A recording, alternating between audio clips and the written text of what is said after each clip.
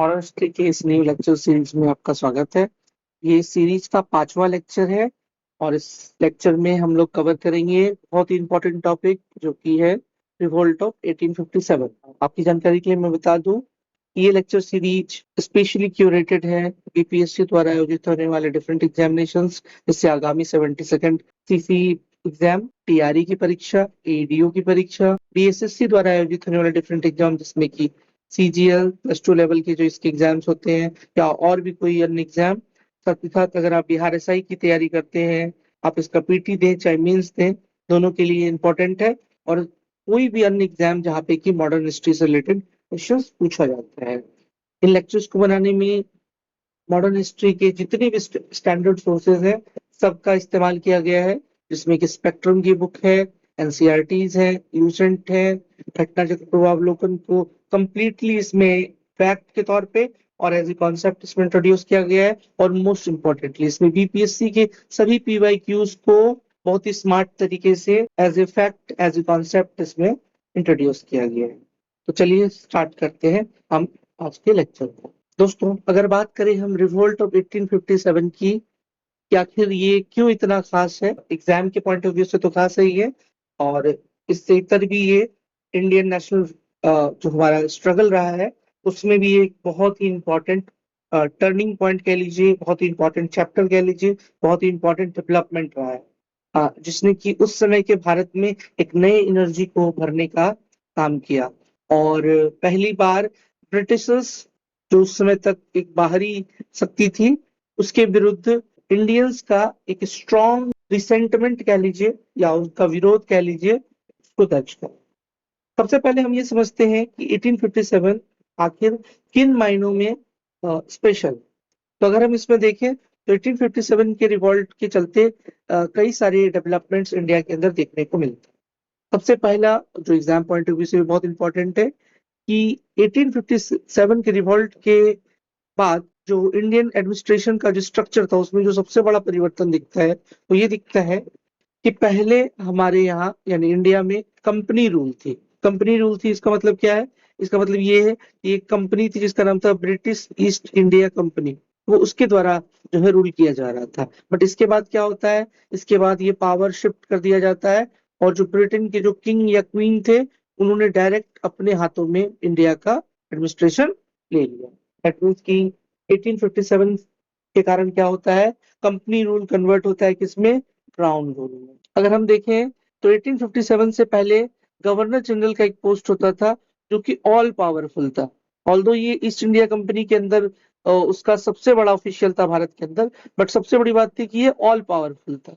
लेकिन 1857 के रिवोल्ट के बाद क्या होता है कि दो पोस्ट क्रिएट किए जाते हैं। एक तो आपका सेक्रेटरी ऑफ स्टेट है जो कि लंदन में बैठते थे, ठीक है, जिसको कि भारत सचिव भी कहते थे हिंदी में, और दूसरे थे वाइसरॉय कम गवर्नर जनरल जो कि भारत में बैठने वाले सबसे बड़े ऑफिशियल।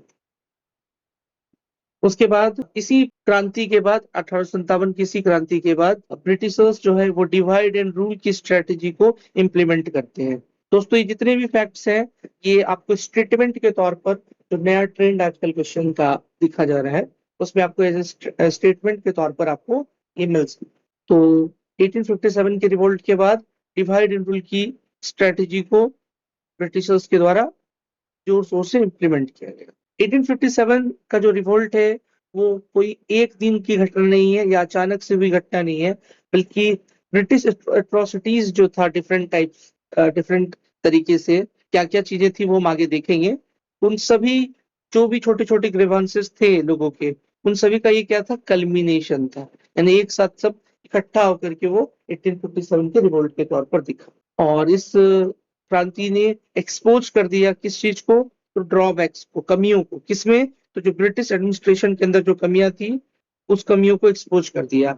तो इससे ब्रिटिश भी अवेयर हुए कि आखिर जो है उनके प्रशासन में क्या कमियां है, और उन्होंने इसके बाद प्रयास किया कि फर्दर ऐसा कोई रिवोल्ट दोबारा नहीं हो। लेकिन आप सभी जानते हैं कि आगे चल करके हमारे देश में एक बहुत ही महान नेता हमको मिले, महात्मा गांधी जी, जिनका कि बिल्कुल एक नया स्ट्रेटजी था ट्रूथ एंड नॉन वायलेंस का, और उस स्ट्रेटजी के नेतृत्व में सबों को आजादी मिलती है।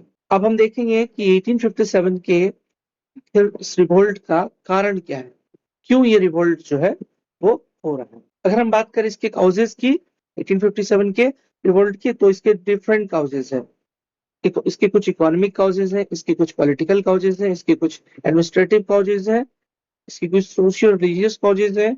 कुछ आउटसाइड इवेंट्स हुआ, उनका भी प्रभाव पड़ा, और साथ ही साथ जो ब्रिटिश इंडियन आर्मी के जो सिपाही थे, उनमें भी कुछ जो है उनको भी कुछ रोष था, डिस्कंटेंट, जो कि एक कारण बना। और एक घटना होती है जो इमीडिएट स्पार्क था, यानी इमीडिएट काउज कह सकते हैं इसको, का कारण बनती है। आइए देखते हैं इसको डिटेल में। अगर बात करें इकोनॉमिक काउज की, तो सोसाइटी के अंदर जितने भी वर्ग थे जो इकोनॉमिक एक्टिविटीज में इन्वॉल्व थे, उन सभी वर्गों को ब्रिटिशर्स की जो पॉलिसीज थी उससे समस्याएं हो रही थी। अगर हम बात करें, चूंकि उस समय का जो भारत है वो मोस्टली क्या है, तो वो एग्रीरियन है। इसका मतलब है कि अधिकांश जो मोस्ट पॉपुलेशन थी वो एग्रीकल्चर में इन्वॉल्व। तो इस कारण से जो पीजेंट है, यानी कि जो फार्मर्स है, उनके जो भी ग्रीवांसेस थे वो बहुत इंपॉर्टेंट हो जाते। तो अगर हम देखें तो क्या हुआ उसमें भाई, तो उसमें ये होता है कि रेवेन्यू सेटलमेंट्स के कई जो है मतलब कि फॉर्मूलेज आते हैं। उन सभी फॉर्मूलेज के चलते क्या होता है कि किसानों पर हैवी टैक्सेशन का लोड पड़ता है। उनको जो है खेती जारी रखने के लिए उनको बहुत अधिक मात्रा में जो है टैक्स यानी कर चुकाना पड़ता है। और कभी कभी क्या होता था कि अगर उनको जो क्रॉप है वो अगर ठीक मात्रा में नहीं उपज रहा है, तो उनको टैक्स में कोई रियायत नहीं दी जाती थी, और उन टैक्स को भरने के लिए उनको लोन तक लेना पड़ता था। और इस लोन के चलते वो क्या करते थे कि वो मनी लैंडर्स के चंगुल में आ जाते थे। मतलब कि एक टैक्स को चुकाने के लिए लोन लिया, और फिर उस लोन पर जो है लगने वाली ब्याज के चक्कर में उनका सब कुछ लुट जाता। तो इससे क्या हुआ, इससे जो किसानों की स्थिति थी बहुत दयनीय हो गई। इस कारण से हम लोग 1857 के आसपास या उससे थोड़े पहले कई सारे जो है मतलब कि ऐसे रिवोल्ट्स देखते हैं, इनका कारण कहीं ना कहीं लैंड रेवेन्यू होता है। उसके बाद बात करें दूसरे, तो दूसरे जो हमारे आर्ट और क्राफ्ट के जो जुड़े हुए लोग थे, उनकी भी दुर्दशा आ गई। क्यों आ गई, क्योंकि आर्ट और क्राफ्ट जो था वो मेनली जिनके द्वारा इसको पेट्रोनाइज किया जाता था, जिनके चलते ये फ्लरिश होता था, वो थे इंडियन प्रिंसली स्टेट्स।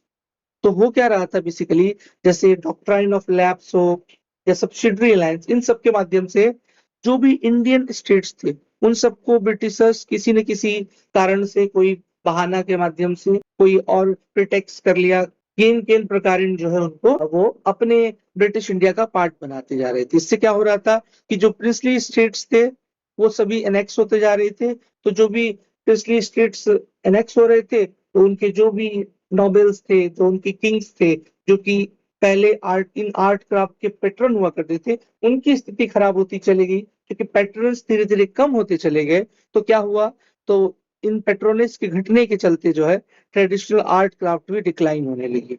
उसके बाद देखें तो जो व्यापारी वर्ग है, मर्चेंट का जो वर्ग है, उन पर उनमें ये देखा गया कि जो भी लोग इंडियन गुड्स बना रहे थे, उन पर ब्रिटिश सरकार बहुत ही हाई टैरिफ ड्यूटी लगा देती है।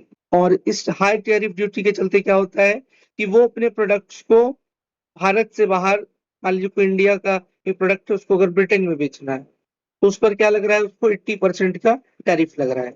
इसका मतलब है कि अगर वो 100 रुपए का प्रोडक्ट है, तो ब्रिटेन में वो 180 रुपए का बिकेगा। ठीक है, वही क्या हो रहा है, ब्रिटेन से अगर कोई प्रोडक्ट आ रहा है तो उस पर 0% टैक्स है। दैट मीन्स कि एक तो वहां पर ब्रिटेन में क्या हो रखा है, औद्योगिक क्रांति हो रखी है, इंडस्ट्रियल रिवॉल्यूशन आ गया। तो ऐसे ही जो सामान हम भारत में 100 रुपए में बना रहे हैं, वहां बन ही रहा है 40 रुपए का, और उस पर कोई टैक्स भी नहीं लग रहा है। ठीक है, तो मान लीजिए ट्रांसपोर्टेशन कॉस्ट अगर 10 रुपए भी जोड़ दे, तो 50 रुपए में वो भारत में मिल रहा है। इसका मतलब क्या है, सेम सामान जो हम भारत में बना रहे हैं वो 100 रुपए का पड़ रहा है, और वो सामान जो वही सामान अगर ब्रिटेन से लेके भी आ रहे तब भी हमको 50 रुपए का ही पड़ रहा है। इससे क्या हुआ, इससे ये हुआ कि इंडियन जो भी मर्चेंट्स थे उनको हैवी लॉस होने लगा। धीरे धीरे उनका व्यापार पूरा चौपट हो जाता है। आगे बढ़ते हैं, और अगर हम अ, अगले काउज की ओर देखें, तो दैट इज पॉलिटिकल काउज है। अगर पॉलिटिकल काउजेज देखें, तो पॉलिटिकल काउजेज में क्या होता है कि जो ब्रिटिश पॉलिसीज थी, जिसका मैंने पहले भी जिक्र किया, जिसमें कि आपका सब्सिडरी अलायंसेज है, ठीक है। सब्सिडरी लाइंस हो गया या डॉक्ट्राइन ऑफ लैप्स हो गया, इन सब के तहत क्या होता है बेसिकली, इन जो इंडिया की जो उस समय की पॉलिटिकल स्टेटस था, जिसमें कि प्रिंसली स्टेट्स का एक बहुत ही इंपॉर्टेंट रोल था प्रिंसली, ठीक है। तो ये प्रिंसली स्टेट्स क्या होते धीरे धीरे करके खत्म होते जाते हैं, उनको क्या कर लिया जाता है, उनको एनेक्स कर लिया जा रहा है। किसमें एनेक्स कर लिया जा रहा है? ब्रिटिश इंडिया में। और उस समय के जो लोग थे वो अपने राजाओं से थोड़े इमोशनली कनेक्टेड फील करते थे, तो इसके चलते भी जो है लोगों के अंदर क्या था, डिसकंटेंट था, वो ब्रिटिशर्स को अच्छे नजरों से नहीं देख रहे थे। तो पॉलिटिकल काउजेस की अगर बात करें तो पॉलिटिकल काउजेस में जो ब्रिटिश पॉलिसीज थी, जिसमें कि आपका एक सब्सिडरी अलायंस की पॉलिसी थी और दूसरी डॉक्ट्राइन ऑफ लैप्स, ये जो है ये दो बहुत ज्यादा इंपॉर्टेंट है, ठीक है। और अगर बात करें सब्सिडरी अलायंस की, सब्सिडरी अलायंस में क्या होता था, बेसिकली कोई स्टेट है उसके साथ में अगर सब्सिडरी लाइंस जो है, मतलब अगर वो सब्सिडरी लाइंस में आ जाता है ब्रिटिश एडमिनिस्ट्रेशन, तो क्या होता है कि वहां पर जो है ब्रिटिश अपनी एक सैनिक टुकड़ी जो है, ठीक है, मिलिट्री यूनिट वहां पे तैनात कर देती थी, इस ये बहाना देते हुए कि अगर कोई भी आप पर बाहरी कोई अटैक करेगा तो हम आपको सपोर्ट करेंगे। और इसके बदले में क्या होता था, उस सैनिक टुकड़ी का सारा खर्चा जो है वो उस प्रिंसली स्टेट को उठाना पड़ता था। बट धीरे धीरे क्या देखा गया कि जो भी ऑफिशियल्स उस यूनिट को हेड करते हुए उस प्रिंसली स्टेट की कैपिटल में तैनात होते थे, वो धीरे धीरे वहां के इंटरनल पॉलिटिक्स में भी इन्वॉल्व होने लगते थे, और उस प्रिंसली स्टेट्स पर अल्टीमेटली जो है वो ब्रिटिश जो है शासन वो उस पर कब्जा कर लेते थे। डॉक्ट्राइन ऑफ लैप्स तो बहुत क्लियर था कि इसमें अगर कोई भी किंग है, अगर उसको कोई अपना बायोलॉजिकल हेयर नहीं है, ठीक है, तो अगर वो किंग किसी को एडॉप्टेड भी करना चाहता है, एडॉप्टेड अगर हेयर चाहता है, तो उसको ब्रिटिशर्स जो वो रिकॉग्नाइज नहीं करते थे और उस पर्टिकुलर जो स्टेट को एनेक्स कर लिया जाता। तो ये तो थे पॉलिटिकल काउजेस। अगर नेक्स्ट काउज की बात करें, एडमिनिस्ट्रेटिव काउज की, तो उस टाइम पर क्या हो रहा था, उस टाइम पर जो है पूरे के पूरे एडमिनिस्ट्रेशन में बहुत ज्यादा करप्शन था, रैम्पेंट करप्शन, ठीक है। मतलब पुलिस हो या कोई पेटी ऑफिशियल्स हो, सब जो है क्या कर रहे थे, वो करप्शन में इन्वॉल्व हो गए थे। बिना जो है करप्शन के कोई वर्क उस समय करा पाना संभव नहीं था। नेक्स्ट काउज की तरफ बढ़ते हैं, और नेक्स्ट काउज है हमारा आउटसाइड इवेंट्स, और इसके साथ ही सोशियो रिलीजियस फियर कह लीजिए या सोशियो रिलीजियस काउज कह लीजिए। अगर हम देखें सोशियो रिलीजियस काउज, तो इसमें सबसे जो इंपॉर्टेंट फैक्टर था वो ये था रेशियल ओवरटोन। इसका मतलब क्या है? इसका मतलब है कि ब्रिटिशर्स अपने आप को रेशियली सुपीरियर मानते थे, यहाँ तक कि उन्होंने कुछ ऐसी थ्योरीज भी दी थी, जैसे एक थ्योरी था व्हाइट मैन्स बर्डन थ्योरी, ये भी उस समय चली थी, हो सकता है एग्जाम में इसको एज ए स्टेटमेंट पूछ लिया जाए। इसके तहत ये था कि ब्रिटिशर्स कहते थे कि उनका यानी कि चूंकि वो लोग गोरे लोग थे, तो व्हाइट उनका यानी कि व्हाइट मैन्स का ये बर्डन है कि वो जो भी नॉन वाइट है, ठीक है ना, जो भी लोग नॉन वाइट है उसका उसको क्या करे, उसके सिविलाइजेशन को, ठीक है, उसके सिविलाइजेशन को अपग्रेड करे, ठीक है। तो वो जितने भी इकोनॉमिक पॉलिसीज बनाते थे या जो भी सोशल आप कह लीजिए रूल्स बनाते थे या रेगुलेशंस बनाते थे, वो मानते थे कि इन सब के माध्यम से हम क्या कर रहे हैं, हम आपकी सिविलाइजेशन को अपग्रेड कर रहे हैं, ठीक है। वो इंडिया के अपने कल्चर को या इंडिया की अपनी कल्चरल हिस्ट्री को कोई वैल्यू नहीं देते थे, और उस समय तक इंडियन कल्चर वगैरह के लिए बहुत काम हुआ भी नहीं था, ठीक है। आप देखेंगे कि जो इंडिया का जो हिस्ट्री वगैरह है, जैसे फॉर एग्जांपल अगर हम बात करें इंडस वैली सिविलाइजेशन, तो ये सब भी का भी जो खोज वगैरह होता है प्रॉपर वे में, आप देखिएगा तो 1920 21 वगैरह के आसपास होता है, जब जो है आपके शुरुआत में तो अलेक्जेंडर कनिंगम थे एक, उनके नेतृत्व में थोड़ा काम होता है, फिर जॉन मार्शल वगैरह आते हैं, तो ये सब कुछ ब्रिटिश ऑफिशियल ही है। तो इन सब के आने के बाद जो है पता चलता है कि इंडिया की भी जो सिविलाइजेशनल हिस्ट्री है वो बहुत विस्तृत है, बहुत डेवलप्ड थी, ठीक है। लेकिन उस समय तक जब ये सब चीजें हो रही है 1857 के आसपास, उस समय तक क्योंकि ये सब डिस्कवरीज हुई नहीं थी, जिसके चलते ब्रिटिशर्स जो है अपनी नई थ्योरीज को जो है प्रपोज कर रहे थे और उसी के अनुसार वो चल रहे थे। तो ओवरऑल क्या चल रहा था, एक मैसेज यही जा रहा था कि ब्रिटिशर अपने आप को सुपीरियर रेस मान रहे हैं। और उसके अलावा जो है उस दौरान जो है जो ईसाई मिशनरीज थी, वो भी जो है आपको पता होना चाहिए कि 1813 का एक चार्टर एक्ट आया था, चार्टर एक्ट ऑफ 1813, जिसके थ्रू जो है जो भी क्रिश्चियन मिशनरीज थी उनको परमिट दे दिया गया था कि आप जो है अपना जो भी रिलीजियस वर्क्स है, ठीक है, उसको आप प्रोपगेट कर सकते हैं, ठीक है। और इस चीज का बहुत विरोध होता है। अगर आप कई सारे पीजेंट रिवॉल्ट, कई सारे खास करके ट्राइबल रिवॉल्ट्स अगर आप पढ़ेंगे तो उसके काउज में आप एक कॉमन फैक्टर देखेंगे कि जो चार्टर एक्ट 1813 के तहत जो क्रिश्चियन मिशनरीज को जो परमिट दे दिया गया ब्रिटिशर्स के द्वारा कि आप वहां जाकर रिलीजियस चीजों को आप जो है प्रोपगेट कर सकते हैं, वो एक बहुत बड़ा कारण बना, ठीक है। और उसी समय क्या होता है, कई सारे सोशल रिफॉर्म्स भी आते हैं, मतलब ब्रिटिशर्स के द्वारा लाया जाता है।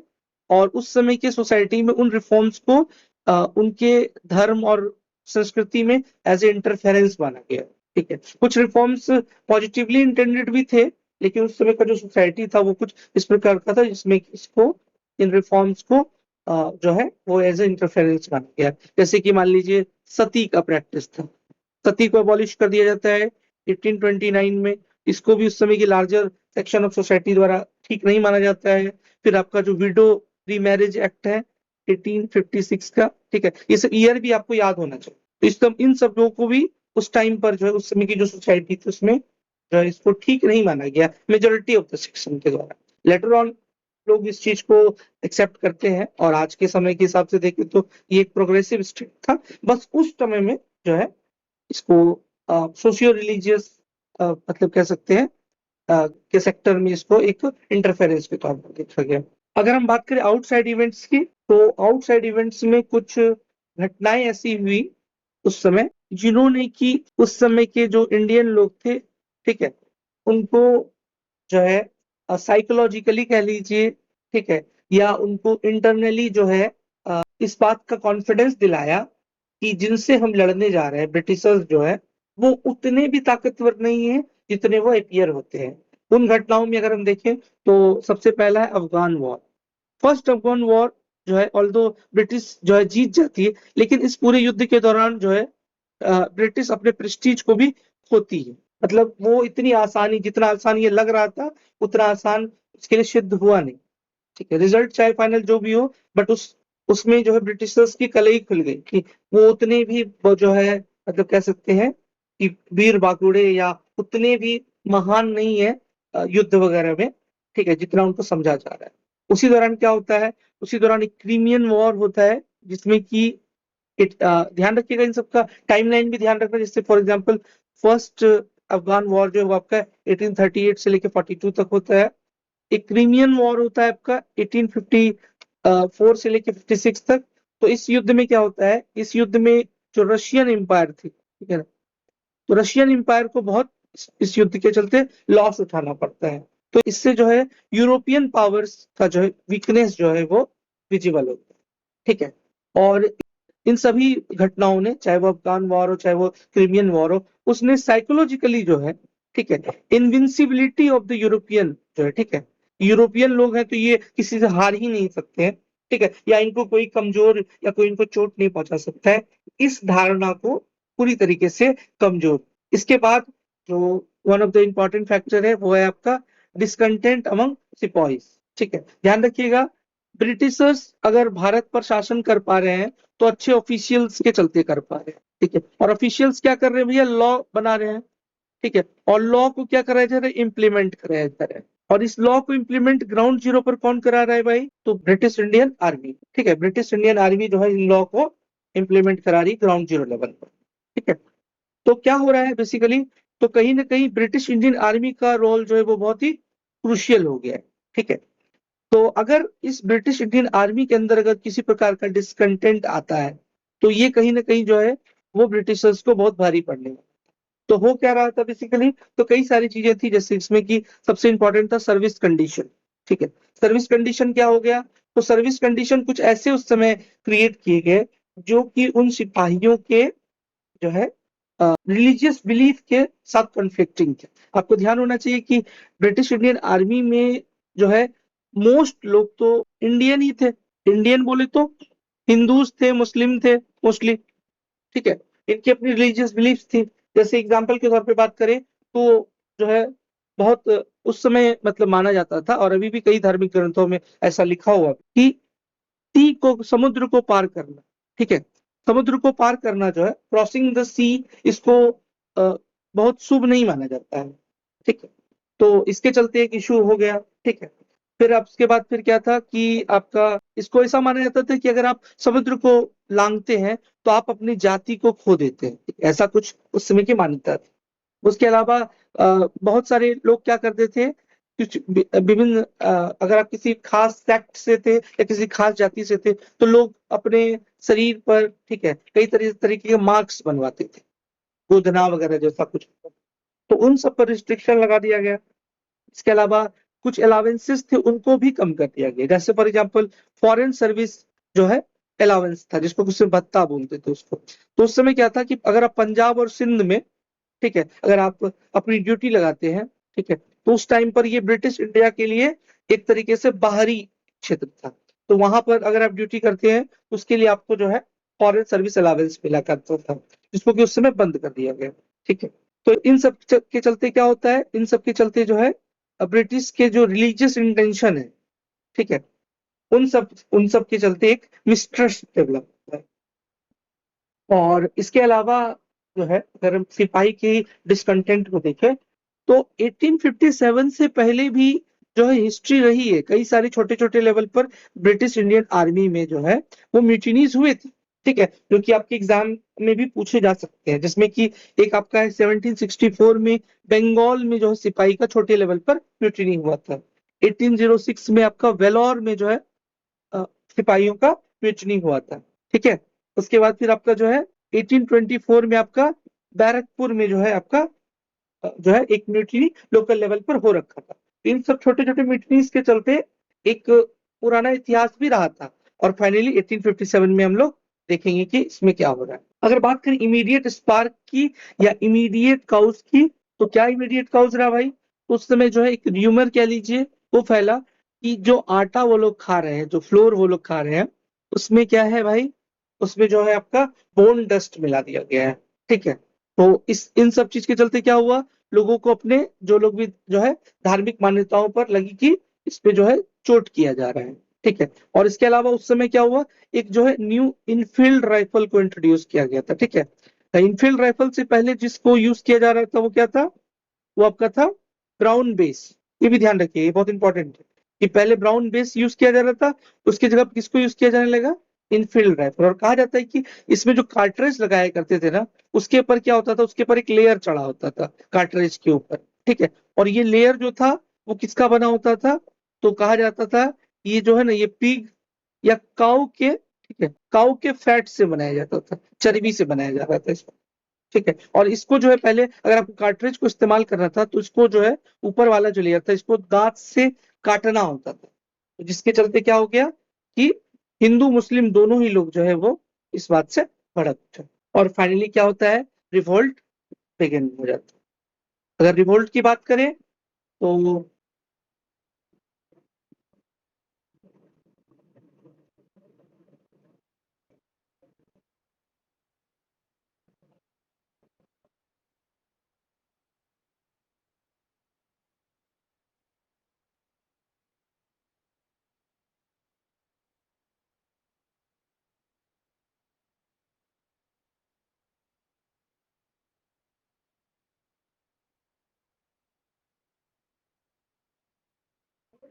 कैसे होती है, तो रिवोल्ट की शुरुआत होती है सबसे पहले एक छोटे से घटना से, जो कि कहाँ होता है, वो होता है बैरकपुर में।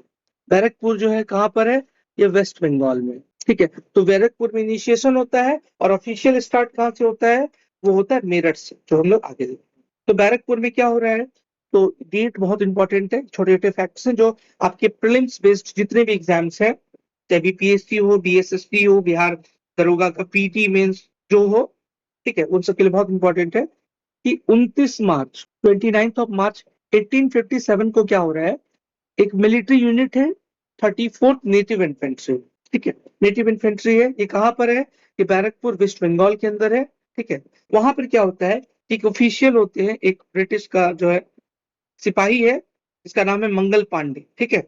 और वो क्या कर रहा है, तो वो जो है वो वहां पर दो ब्रिटिश ऑफिशियल्स हैं, लेफ्टिनेंट बॉग और सार्जेंट मेजर जो है फ्यूजन, नहीं इन दोनों की क्या करता है, इन दोनों को हत्या कर देता है। कौन कर देते हैं, मंगल पांडे। और वो एक नारा देते हैं, ये नारा भी बहुत इंपॉर्टेंट है, हल्ला बोल। ठीक है, और इसके मतलब कि इसका रिपरकशन क्या होता है आप सभी जानते हैं, मंगल पांडे को क्या कर दिया जाता है, इनको हैंग कर दिया जाता है। ठीक है, और यहीं से जो है कहा जाता है कि एक तरीके से इनिशिएशन मिला किसको, 1857 के रिवोल्ट। अगर ऑफिशियल स्टार्ट की बात करें तो ऑफिशियली ये स्टार्ट होता है 10 मई 1857 को। कहाँ से स्टार्ट होता है, मेरठ यूपी से स्टार्ट होता है। ठीक है, उस समय तो यूपी मतलब यूनाइटेड प्रोविंस होता था, आज यूपी का मतलब क्या है। और कौन करते हैं भाई, तो थर्ड लाइट कैवेलरी है। ठीक है, ये बहुत इंपॉर्टेंट, थर्ड आपका लाइट कैवेलरी। ठीक है, थर्ड लाइट कैवेलरी और आपका नेटिव इन्फेंट्री। ठीक है, तो अगर ऑप्शन में थर्ड नेटिव इन्फेंट्री है तो वो भी लगा सकते हैं आप। ठीक है, और अगर डिफाइन करके दिया हुआ है थर्ड लाइट कैवेलरी तो वो भी लगा सकते हैं। मोस्टली तो यही पूछता है, नेटिव इन्फेंट्री ही दिया रहता है। तो थर्ड नेटिव इन्फेंट्री जो है आपका बेसिकली ये वहां पर स्टेशन था, कहाँ पर, इसका मतलब हेडक्वार्टर था कहाँ पर, मेरठ में। वहां से जो ये सिपाही का जो है पूरा का पूरा जो है मतलब कि जो क्रांति है वो स्टार्ट हो जाता है। अगर इससे जुड़े हुए कुछ हम इंपॉर्टेंट फैक्ट्स की बात करें तो ध्यान रखिएगा 1857 के रिवोल्ट का एक सिंबल भी था। क्या था वो सिंबल, लोटस एंड रोटी। ठीक है, लोटस एंड रोटी, ये ध्यान रखिएगा आप, ये पूछा भी गया कई बार। अगर हम देखें उस समय के बात करें रॉयल ऑफिशियल्स की, तो उस समय क्वीन कौन थी, तो उस समय क्वीन थी विक्टोरिया। ठीक है, क्वीन कौन थी उस समय, विक्टोरिया थी। ठीक है, और उस समय किंग कौन थे भाई, किंग कौन थे, तो प्रिंस अल्बर्ट उस समय किंग थे। ठीक है, ध्यान रखिएगा यहाँ पे किंग अल्बर्ट नहीं है, क्यों, क्योंकि ब्रिटिश में जो है ब्रिटिशर्स के अंदर वहां जो रॉयल सक्सेशन होता है, ध्यान रखिएगा कि जो भी वहां के रॉयल फैमिली के डायरेक्ट ब्लड से होते हैं उन्हीं को जो है किंग कहा जा सकता है। अगर मान लीजिए उनकी कोई किंग है, अगर उनकी बेटी नेक्स्ट सक्सेसर है, ठीक है, तो उनकी बेटी को क्वीन कहेंगे और उसके हस्बैंड को प्रिंस ही कहेंगे। ठीक है, और मान लीजिए किंग है इनका, इनका कोई सन होता तो फिर वो क्या कहलाता, किंग कहलाता। जैसे अभी प्रेजेंटली बात करें तो आई थिंक मुझे लगता है कि शायद अभी चार्ल्स थर्ड जो है वो वहां के किंग है। क्यों है, क्योंकि वो जो है वहां की रॉयल ब्लड में, मतलब जो वहां के डायरेक्ट आप कह लीजिए ब्लड लाइन है उससे वो आते हैं। ठीक है, ये ध्यान रखिए। और एक बहुत इंपॉर्टेंट फैक्ट पूछा जाता है कि 1857 के रिवोल्ट के समय ब्रिटिश पीएम कौन थे, तो ध्यान रखना है हमको, उससे ब्रिटिश प्राइम मिनिस्टर थे विस्काउंट पाल्मस्टन। ठीक है, विस्काउंट पाल्मस्टन। आइए बात करते हैं अब इंपॉर्टेंट सेंटर्स की, जहां जहां पर युद्ध हो रहे थे। ये बहुत ही इंपॉर्टेंट है एग्जाम पॉइंट ऑफ व्यू से। सीधे सीधे यहाँ से क्वेश्चन बनता है कि इस जगह पर कौन थे जो रिबेलियन को लीड कर रहे थे, इस जगह पर कौन ब्रिटिश कमांडर थे। बात करें अगर दिल्ली की, तो दिल्ली में जो रिबेलियंस के लीडर थे वो कौन थे, तो यहाँ पर जो है बहादुर शाह जफर जो थे वो तो मुगल एम्परर थे। ठीक है, और इनके जो मिलिट्री हेड थे उनका नाम ध्यान रखने, मिलिट्री हेड जो थे वो थे बख्त खान, बख्त खान। ठीक है, तो बेसिकली यही लीड कर, बख्त खान ही लीड कर रहे थे। ठीक है, और यहाँ पर क्या होता है, यहाँ पर ब्रिटिश कमांडर कौन थे, तो इनिशियली यहाँ पे निकोलसन थे। ठीक है, जो लड़ते लड़ते क्या हो जाते हैं, डाइड। ठीक है, एंड देन आफ्टर हडसन आते हैं, वो फाइनली बख्त खान को हराते हैं और बहादुर शाह जफर को जो है बेड़ियों में बंद करके फिर आपको पता है कि इनको पकड़ लिया जाता है और बाद में फिर इनको जो है रंगून, आज का जो बर्मा कह लीजिए या जिसका नया नाम म्यांमार है, वहां इनको भेज दिया जाता है, एग्जाइल में भेज दिया जाता है। अगला सेंटर है आपका कानपुर। कानपुर में कौन लड़ रहे हैं भाई, तो कानपुर में लड़ रहे हैं दो मराठी लोग। ठीक है, ध्यान रखिएगा कौन कौन भाई, तो एक नाना साहब है और एक तात्या टोपे है। ठीक है, ये ध्यान रखिएगा। कानपुर के पास में एक जगह है बिठूर, वहां पे ही जो है इनको जो है मतलब कि अ, जो है अंग्रेजों के द्वारा ही ध्यान होना चाहिए आपको, जब पेशवाशिप को जो है अंग्रेजों के द्वारा खत्म कर दिया जाता है तो इनको जो है इनको भी एग्जाइल में भेज दिया जाता है यहीं पर कानपुर। ठीक है, तो आपको कंफ्यूज नहीं होना है कि आखिर यूपी में जो है तो मराठी लोग क्या कर रहे हैं, तो इनको एग्जाइल में यहाँ भेजा जाता है, लेकिन ये इन्हीं जगह से जो है इस मतलब कि रिवोल्ट को लीड करते हैं। और इनके सामने जो ब्रिटिश कमांडर थे वो कौन थे, तो इनके सामने ब्रिटिश कमांडर थे, दो कमांडर थे, एक तो कैंपबेल थे और दूसरे थे नील। एक तीसरा सेंटर है, बहुत इंपॉर्टेंट सेंटर है, वो है लखनऊ। इस पर क्वेश्चन काफी बनता है बिकॉज यहाँ पर एक फीमेल लीडर थी, कौन थी, बेगम हजरत महल। ध्यान रखिएगा, ये बीपीएससी के लिए बहुत इंपॉर्टेंट है। ये अक्सर बीपीएससी में जो है यहाँ से प्रश्न बनते हैं। तो यहाँ पर रिबिलियंस की लीडर थी जो है बेगम हजरत महल, ठीक है, और उसी के साथ में कौन लीड कर रहे थे, बिजरिश कादिर। और यहाँ पर कौन कौन ब्रिटिश कमांडर थे, तो यहाँ पर थे आपके जो है हेनरी लॉरेंस थे, जो कि लड़ते लड़ते उनका जो है क्या हो जाता है, मृत्यु हो जाती है। एंड देन आफ्टर फिर बाद में कैंपबेल आते हैं। आप ये नाम कई जगह पे देखिए, जैसे कैंपबेल है, दो दो जगह पर है।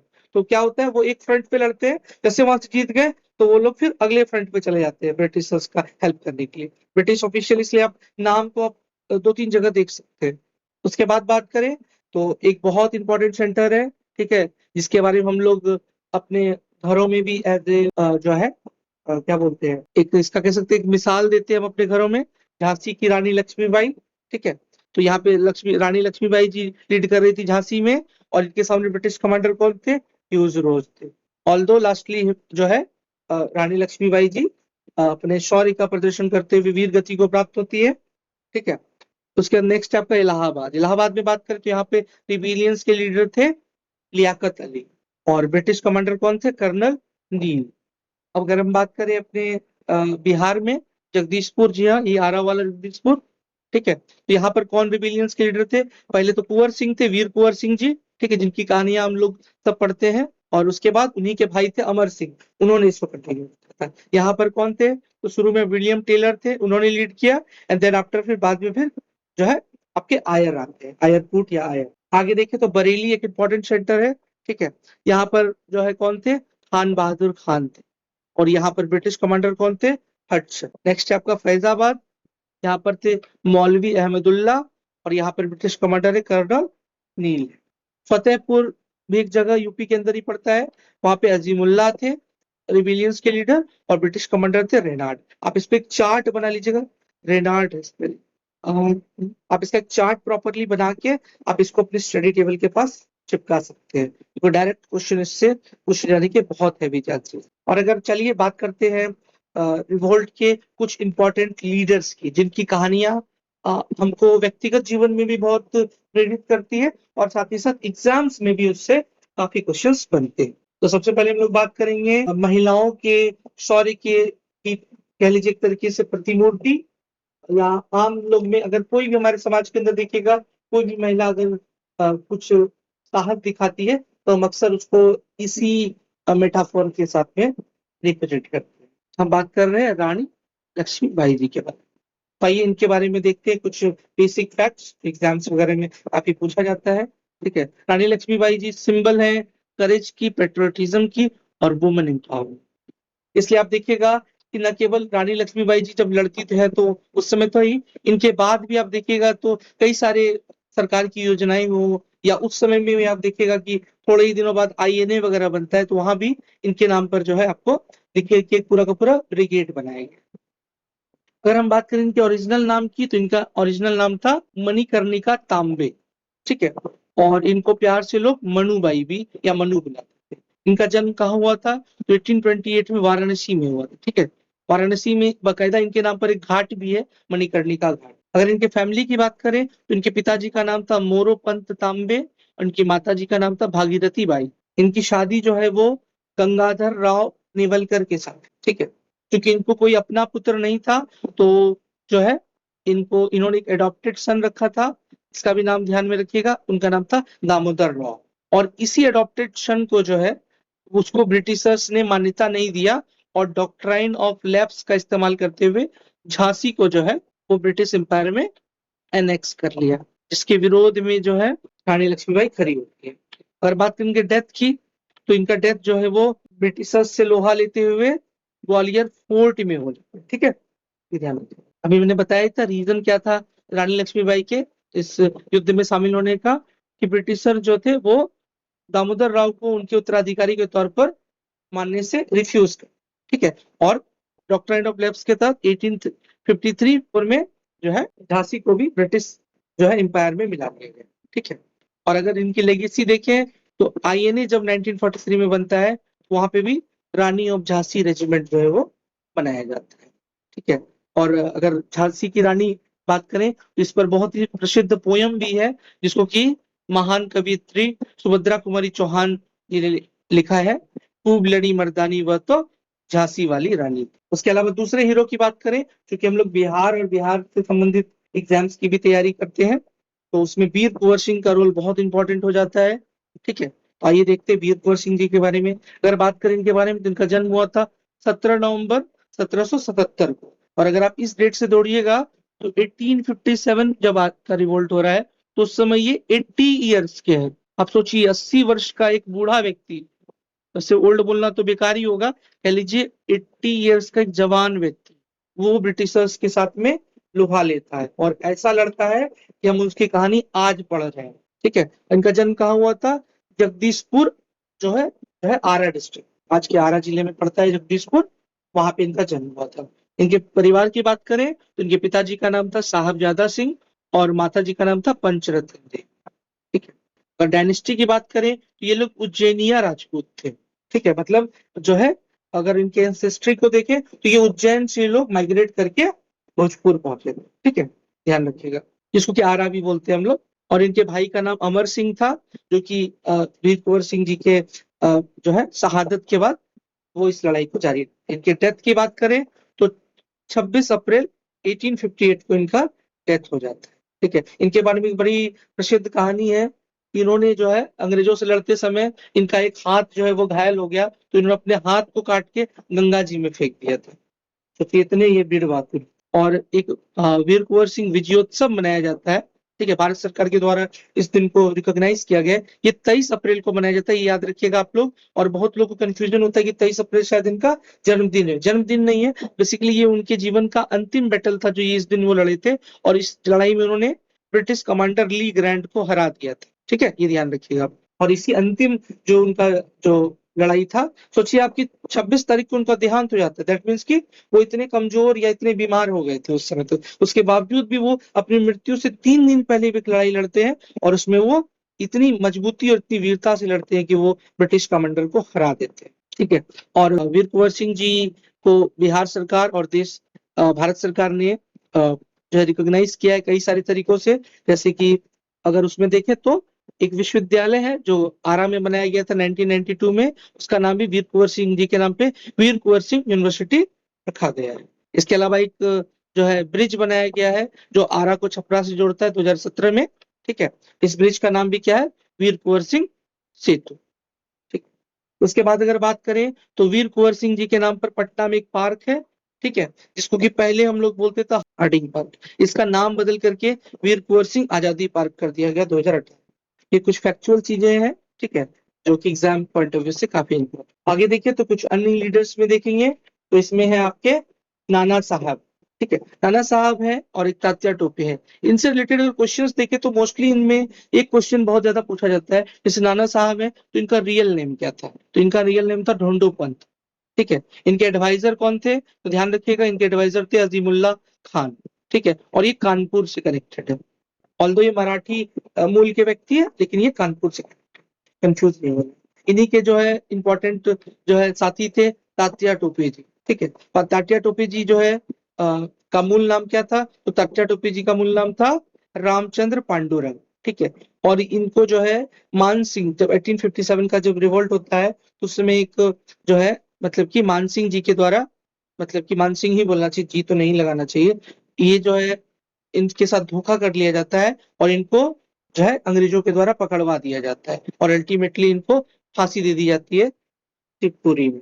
ठीक है, और अगर कुछ जो है लोकल लीडर्स भी थे जिन्होंने 1857 को रीजनल लेवल पर जो है अपना कंट्रीब्यूशन दिया था। क्वेश्चंस जो है कभी कभी इस तरीके से भी पूछा जाता है, मैच द मैट्रिक्स टाइप से, कि व्यक्ति का नाम दे दिया जाएगा और पूछा जाएगा ये किस क्षेत्र से कनेक्टेड है। जैसे अगर हम आसम क्षेत्र की बात करें तो वहां पे किंग थे जो है आपके कंडपेश्वर थे। ठीक है, कंडपेश्वर सिंह जी थे। ठीक है, आसम से जुड़े हुए थे। और इनके प्रधानमंत्री जो थे दीवान मणिराम दत्त, इन्होंने जो है वो मतलब कि इस 1857 के इस जो है आंदोलन में इंपॉर्टेंट रोल निभाया। अगर हम बात करें अभी इस पूरी चर्चा के दौरान हम एक चीज पर बहुत फोकस कर रहे हैं, वो है British Indian army. British Indian army, अगर हम ब्रिटिश इंडियन आर्मी के बारे में देखेंगे तो कुछ इंपॉर्टेंट फैक्ट है जो नॉर्मली आपको देखने को नहीं मिलेगा, इसको आप जरूर ध्यान रखेंगे कि ब्रिटिश इंडियन आर्मी की अगर बात करें तो ये स्टैब्लिश हुई थी 1748 में। ठीक है। और इसको स्टैब्लिश जो किया था, किसने किया था? तो मेजर स्ट्रेंजर लॉरेंस ने किया था। ये बहुत इंपॉर्टेंट फैक्ट है, इसको ध्यान में रखिएगा। ठीक है। अगर बात करें इस युद्ध के दौरान कई ऐसे लोग थे जिन्होंने कि ब्रिटिशर्स का सपोर्ट किया था, और कुछ ऐसे भी लोग थे जो इस युद्ध में पार्टिसिपेट ही नहीं किए थे। तो क्वेश्चंस आजकल स्टेटमेंट बेस्ड भी बहुत पूछता है, तो इस एंगल से भी क्वेश्चंस बनने की संभावना रहती है, तो हम इस पे भी ध्यान रखेंगे। अगर हम बात करें कि उन देशी रियासतों की जिन्होंने ब्रिटिशर्स को सपोर्ट किया था, तो उसमें थे सिंधियास थे जो कि ग्वालियर से थे, होलकर्स थे जो कि इंदौर से थे, निजाम्स थे हैदराबाद वाले, जोधपुर की रियासत थी, भोपाल की रियासत थी, सिख थे। इन लोगों ने क्या किया था इसमें जो है, इस युद्ध के अंदर जो है वो ब्रिटिशर्स को सपोर्ट किया था। अगर हम बात करें उन सोशल ग्रुप्स की जिन्होंने पार्टिसिपेट नहीं किया था, तो इस युद्ध में एजुकेटेड जो इंडियन का जो तबका था उन्होंने बहुत पार्टिसिपेट नहीं किया था। ठीक है, क्योंकि वो इस युद्ध को बहुत ही बैकवर्ड लुकिंग मानते थे। ठीक है, मतलब ये मानते थे कि ये सब जो है क्या करते हैं, ओल्ड थॉट से जो है प्रेरित है। ठीक है ना, ओल्ड थॉट से जो है प्रेरित लोग हैं। जमींदार्स नहीं थे, ठीक है, और मनी लैंडर्स नहीं थे। इन लोगों ने जो है पार्टिसिपेट नहीं किया था। कुछ जमींदार थे, वैसे जमींदार जिनकी जमींदारी जो है वो ब्रिटिश के द्वारा छीन ली गई थी, बट मेजोरिटी जो ग्रुप था वो पार्टिसिपेट नहीं किया। अगर बात करें भारत के कौन कौन से क्षेत्र जो है वो इस युद्ध से या इस रिवोल्ट से कह लीजिए प्रभावित हुए थे, तो उसमें आपका जो है सबसे अधिक कहीं पर अगर इसका प्रभाव दिखा था तो वो दिखा था नॉर्थ इंडिया में और ईस्टर्न इंडिया में। ठीक है, नॉर्थ और ईस्टर्न इंडिया में सबसे अधिक प्रभाव, उसमें भी सबसे ज्यादा प्रभाव जो था वो आपका नॉर्थ इंडिया के अंदर। ठीक है, और अगर देखिए कि कहाँ पर इसका प्रभाव नहीं दिख रहा था, तो आपका साउथ इंडिया और वेस्टर्न इंडिया में इसका कोई मेजर इम्पैक्ट नहीं था। अगर बात करें सबसे अधिक जो है सोल्जर की पार्टिसिपेशन की, तो किस प्रोविंस से किया गया था? अवध से पार्टिसिपेट हुआ था। ये छोटे छोटे फैक्ट्स हैं जो अभी के स्टेटमेंट बेस्ड एग्जामिनेशन के लिए इंपॉर्टेंट है। अब अगर हम बात करें तो 1857 को लेकर के जो हिस्टोरियंस है उनके अंदर कई सारे व्यूज हैं। कुछ लोग इसको रिवोल्ट मानते हैं, कुछ लोग इसको इंडिपेंडेंस का वॉर मानते हैं, कुछ लोग इसको सिर्फ जो है एक छोटे स्तर पर कह सकते हैं कि रिलीजियस फैक्टर्स से उत्पन्न जो है एक घटना मानते हैं। तो आइए देखते हैं कई सारे जो व्यूज हैं हिस्टोरियंस के वो इस पर क्या है, क्योंकि अब क्वेश्चंस का लेवल जो है वो धीरे धीरे बढ़ता जा रहा है। पहले सुपरफिशियल फैक्चुअल क्वेश्चंस आते थे, अब इन सब एरियाज पर भी क्वेश्चंस पूछे जा सकते हैं। तो हमने कोशिश किया है कि कुछ नए जो डायमेंशंस हैं उनको भी कवर किया। तो अगर हम बात करें नेचर की, ठीक है, तो इसमें सबसे पहले हम देखेंगे तो इसमें आरसी मजूमदार जी एक बहुत ही फेमस हिस्टोरियन हुए थे। बेसिकली इनको इनिशियली जो है जब 100 वर्ष पूरा हुआ 1857 का रिवोल्ट 1957, तो इनको भारत सरकार ने जिम्मेदारी दी कि आप जो है इसका इतिहास प्रॉपर वे में लिखिए। तो उसके बाद आरसी मजूमदार जी लिखने का जो है काम शुरू करते हैं, बट जब वो अपना पूरा का पूरा काम कंप्लीट कर लेते हैं तो वो उनका जो निष्कर्ष था वो भारत सरकार के साथ, जो भारत सरकार जिस तरीके से चाहती थी कि इसके इतिहास को लोगों को बताया जाए, उससे कुछ इतर था। तो इस कारण से फिर ये काम जो है आरसी मजूमदार जी से लेकर के फिर वापस जो है इसको एसएन सेन जी को दे दिया गया। ठीक है, तो अगर हम देखें तो इसमें क्या है कि आरसी मजूमदार जी का जो इसमें व्यू था उसको स्केप्टिकल व्यू भी कहा जाता है। उनका कहना था कि जो है ना कि ये ना तो पहला, नाइदर फर्स्ट नॉर नेशनल, ना तो राष्ट्रीय और न ही ये वॉर ऑफ इंडिपेंडेंस। उनका कहना था कि भैया ये फर्स्ट नहीं है, इससे पहले भी बहुत सारे इस तरीके के म्यूटिनीज हो चुके हैं। ठीक है, इनका कहना था कि ये नेशनल भी नहीं है। ठीक है, क्यों नेशनल नहीं है? क्योंकि पूरा इंडिया तो इसमें इन्वॉल्व हुआ ही नहीं, जैसे वेस्टर्न इंडिया हो गया या सदर्न इंडिया तो है नहीं। दूसरा वो कह रहे थे कि वॉर ऑफ इंडिपेंडेंस नहीं, क्यों? क्योंकि मोस्टली जो इसको लड़ने का जो कारण है ना, वो सभी जो भी लड़ रहे हैं लोग, सबको अपना अपना जो प्रिंसली स्टेट है ना वो बचाना है, कि मेरा प्रिंसली स्टेट जो है वो बच जाए। ठीक है, फिर एसएन सेन साहब का व्यू आता है। एसएन सेन का व्यू क्या था? तो उनका कहना था कि जो शुरू हुआ, बिगेन हुआ as fight for religion, indeed as war of independence. कहना था कि जो भले ही वो रिलीजियस फैक्टर्स के चलते शुरुआत होता है, बट अल्टीमेटली जब ये लोग लड़ना शुरू करते हैं तो इनका एकमात्र मकसद क्या हो जाता है कि ब्रिटिशर्स को यहाँ से कैसे भगाया जाए। ठीक है, ब्रिटिशर्स के शासन का अंत किया जाए। आगे देखें तो कुछ ब्रिटिश हिस्टोरियन भी है और ब्रिटिश ऑफिशियल्स में उनका भी कुछ व्यू रहा है। ठीक है, एग्जाम पॉइंट ऑफ व्यू से हम लोग जो है इसको देखेंगे। डॉक्टर एस एन सेन का जो व्यू था वो बहुत इंपॉर्टेंट है, ध्यान रखिएगा, क्योंकि एस एन सेन साहब ने जो 1857 नाम की किताब लिखी है 1957 में, ठीक है, ये ध्यान रखिए, 100 वर्ष के बाद, और उसमें उन्होंने इस कंक्लूजन को ड्रा किया। अगर हम बात करें इसमें, तो एक ब्रिटिश ऑफिशियल थे रीस, उन्होंने कहा था कि भैया ये क्या है, ये रिलीजियस स्ट्रगल है, किसका, हिंदू मुस्लिम्स का मिलकर के, किसके विरुद्ध, क्रिश्चियनिटी के। ये सब ब्रिटिश पॉइंट ऑफ व्यू दिखा रहे हैं, तो अक्सर ये आपको क्या करेंगे, ये इसको बहुत ही हेय दृष्टि से दिखाने का प्रयास करेंगे। एक आउटरम थे और टेलर थे, ये दोनों ही ब्रिटिश ऑफिशियल थे। इनका कहना था कि भैया ये हिंदू मुस्लिम कॉन्स्पिरेसी है अगेंस्ट क्रिश्चियन। और एक टी आर होम्स है, वो कहते हैं कि ये जो है ना, ये सिविलाइजेशनल जो सिविलाइज्ड लोग हैं और जो बारबेरिज्म, जो बार्बर लोग हैं, उनके बीच का कॉन्फ्लिक्ट है। ये बोलते हैं कि ब्रिटिशर्स बहुत सिविलाइज्ड थे और जो लोकल लोग हैं वो बहुत ज्यादा बारबेरिक है। मतलब कुछ इंपॉर्टेंट बुक्स भी है जो 1857 पर लिखी गई है। अब लोग बुक बेस्ड क्वेश्चंस भी आने लगे हैं, तो हम लोग एक बार उसको भी देख लेते हैं। तो इसमें सबसे इंपॉर्टेंट है कार्ल मार्क्स, एक बहुत इंपॉर्टेंट विचारक, ठीक है, जिनके विचारों को ही हम लोग क्या बोलते हैं, मार्क्सिज्म बोलते हैं, मार्क्सवाद हिंदी में। तो इन्होंने क्या लिखा था, इन्होंने लिखा था फर्स्ट वॉर ऑफ इंडिपेंडेंस, ठीक है, इस नाम की इन्होंने बुक जो है वो 18 में लिखी थी, ठीक है।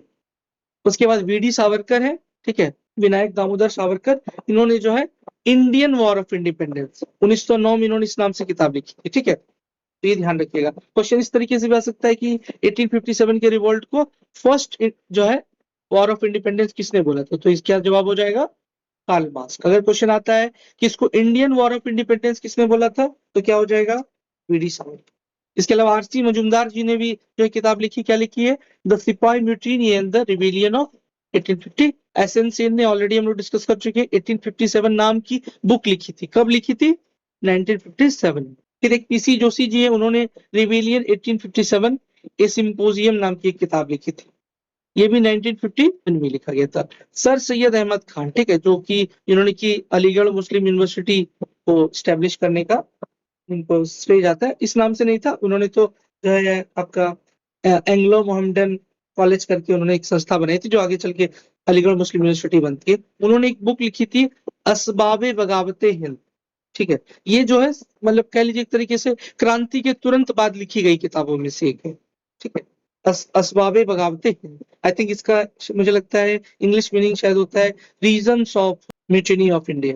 और अगर हम बात करें कुछ प्रीलिम्स के लिए कुछ एक्स्ट्रा एज यानी कुछ इंपॉर्टेंट पॉइंट जो आपको जानने चाहिए, वो ये है कि जो सिपाही म्यूटिनी, ये जो शब्द है सिपाही विद्रोह जिसको हम लोग बोलते हैं, जो आगे चल के 1857 के लिए सबसे पॉपुलर टर्म भी बना, इसको किसने जो है यूज किया था सबसे पहली बार, तो इसको यूज किया था जॉन लॉरेंस और सीले ने यूज किया था, ये इंपॉर्टेंट। और इसी के साथ 1857 की क्रांति का एक रिजल्ट ये भी हुआ कि जो मुगल एम्परर का जो पोस्ट था उसको ऑफिशियली खत्म कर दिया गया, और लास्ट व्यक्ति जो इस पद पर थे वो कौन थे, बहादुर शाह जफर, जिनको कि एग्जाइल में रंगून भेज दिया गया था, और फाइनली उनका जो देहांत 1862 में रंगून में हुआ। अब बात करें इस युद्ध के कॉन्सिक्वेंसेस की, क्योंकि अब स्टेटमेंट बेस्ड क्वेश्चंस काफी पूछा जाने लगा है, तो मैंने कोशिश किया है कि जो भी पॉसिबल सेक्टर बन सकते हैं 1857 के, उन सबको एक साथ जो है अच्छे तरीके से कवर कर दिया जाए। अगर बात करें इसकी कॉन्सिक्वेंसेस की, तो सबसे पहले तो जो इन लोगों का गोल था वो ये लोग अचीव कर नहीं पाए। इनका गोल क्या था कि अपने अपने प्रिंसली स्टेट्स को वापस प्राप्त कर ले, जिसको कि ये नहीं कर। लेकिन इस युद्ध ने एक चीज तो किया कि ब्रिटिशर्स को ये बता दिया कि उनके एडमिनिस्ट्रेशन में कहाँ कहाँ खामियां हैं, ठीक है। तो वो क्या करते हैं उसके बाद, उसके वो प्रयास करते हैं कि किसी प्रकार से इंडियंस को जो है अब अपने एडमिनिस्ट्रेशन के अंदर जोड़ करके रखा जाए, ठीक है। ऑल्दो वो डिवाइड एंड रूल की पॉलिसी भी लाते हैं, बट उनका प्रयास था कि इंडियंस को भी अपने साथ जोड़ के रखा जाए, और इसके लिए वो एक एक्ट लाते हैं, उसका नाम है act for good governance in India 1850। और इंडियन एडमिनिस्ट्रेशन को जो है टेकन ओवर कर लिया था ब्रिटिश क्राउन के द्वारा, जो कि हमने इस लेक्चर की शुरुआत में भी देखा था। और क्राउन जो है वो ऑफिशियली किस तारीख को भारत में ओवरटेक कर लेती है, तो 1 नवंबर 18। इससे पहले क्या था भैया, इससे पहले था कंपनी रूल, और इसके बाद क्या हो गया, क्राउन रूल। मतलब समझ लीजिए कि इससे पहले एक कंपनी जो है, एक प्राइवेट कंपनी जो है वो हम पर शासन कर रही थी, ठीक है, और अब जो है प्रॉपर एक कंट्री का जो राजा है वो। और इसी के कॉन्सिक्वेंस में है आपका पील कमीशन, ठीक है, ये ध्यान रखिए बहुत इंपॉर्टेंट है।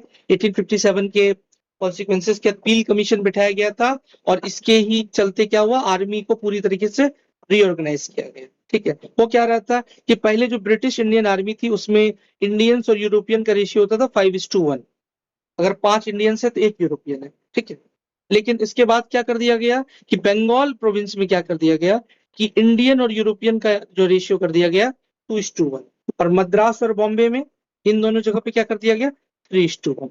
ये ध्यान रखो, क्योंकि इसमें बंगाल वाला रीजन जो है वो ज्यादा, मतलब कि एक तरीके से कहिए तो ज्यादा यहाँ पर जो है आपको रिबेलियस एक्टिविटीज दिखी, तो यहाँ पर जो है यूरोपियन के अनुपात को और ज्यादा अधिक रखा गया। ठीक है, ये बहुत इंपॉर्टेंट है, पील कमीशन भी ध्यान रखिएगा। और इसी के चलते जो है आगे चल के क्या होता है कि डॉक्ट्राइन ऑफ लैप्स को भी अबोलिश कर दिया जाता है। ठीक है, और बहादुर शाह जफर अंतिम किंग होते हैं, और मैंने बताया ही था कि इनका रंगून में जो 1862 में इनका डेथ हो जाता है। अब अगर हम बात करें कि आखिर ये जो रिवोल्ट है वो फेल हो क्यों गया, अगर इनके काउजेज ऑफ फेलियर की बात करें तो इसमें आपका जो काउजेज निकल के आता है वो क्या आता है तो देख लेते हैं। तो सबसे पहला तो क्या होता है कि limited territorial and social base, क्योंकि ये मेनली नॉर्थ इंडिया में ही था, थोड़ा बहुत ईस्टर्न इंडिया था। ठीक है, पूरा का पूरा सदर्न और वेस्टर्न इंडिया, इसका तो पार्टिसिपेशन हुआ ही नहीं। फिर सोसाइटी के अंदर जो जमींदार लोग थे वो इन्फ्लुएंशियल लोग थे, उनके पास मनी था, पावर था, रिसोर्सेस था, वो तो इसमें इन्वॉल्व हुए ही नहीं। ठीक है, मनी लैंडर्स लोग थे जो कि इसको फंड कर सकते थे। ठीक है, उन्होंने अपना स्वार्थ देखा और वो भी इसमें पार्टिसिपेट नहीं किए। ठीक है, इवन कि इन सब का क्या था कि इनका जो है मतलब अगर हम प्रिंसली स्टेट्स की भी बात करें तो कई से प्रिंसली स्टेट्स थे जिन्होंने उल्टे ब्रिटिशर्स को क्या कर दिया, सपोर्ट कर दिया।